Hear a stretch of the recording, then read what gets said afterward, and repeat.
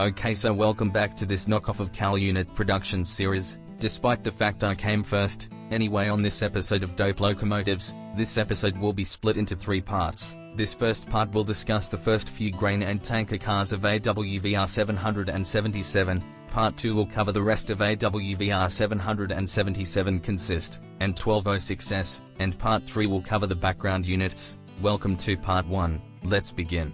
Case 1. The transgrain grain car.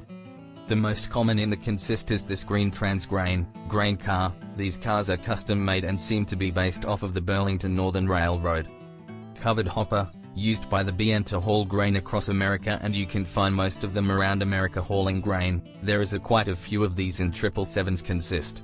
Case 2. The milled transgrain car. This is the first in AWVR 777's Consist. It seems to resemble the Milwaukee Roads covered hoppers. The difference is the small read text instead of the big billboard text. These, just like the BN hoppers, these can be found on grain trains all over America. Case 3. The awkward grey hopper. Now, this car is the second car 777's Consist. Seems to resemble this grain car. This is a covered Procore car just like all the other hoppers. You can find these across grain trains in America.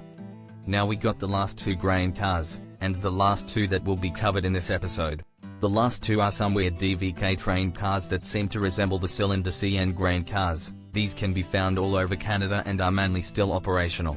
That leads us to the end of part 1. Well, I might as well use this time to talk about channel updates. First off, my cold is gone, and it's summertime, which means no school, and more time for me to work. Sorry for not uploading more. I've been busy with other projects and having a lot of fun with Project 64, so, expect some new ideas to be coming soon. Well, I'll see you all in part 2, have a great rest of your day.